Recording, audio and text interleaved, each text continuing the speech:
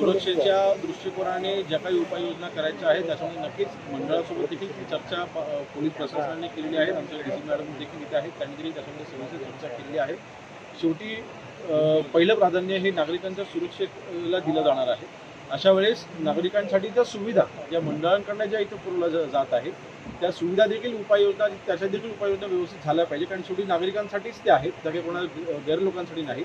अशा वेळेस दोन्ही कॉर्डिनेशन हे व्यवस्थित व्हावं अशी या दृष्टीने योग्य त्या उपाययोजना केल्या जात आहेत. भाविक इथे येत असतात, अर्थातच मंडळाचे नेहमी सहकार्य असतंच.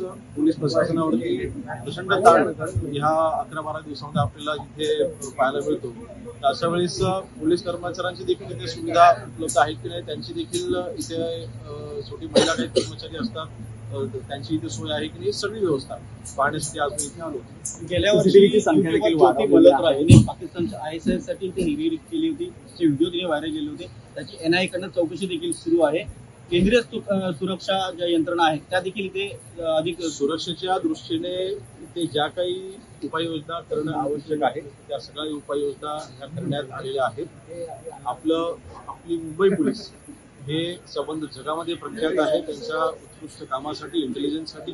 त्यामुळे अगोदरच महायुती सरकारच्या मार्फत इथे ज्या काही उपाययोजना करणं आवश्यक आहे त्या सगळ्या उपाययोजना आपण करत आहोत, केलेल्या आहेत. माननीय मुख्यमंत्री महोदयांचे देखील स्पष्ट निर्देश आहेत. त्या निर्देशानुसार आपलं पोलीस प्रशासन काम करत आहे.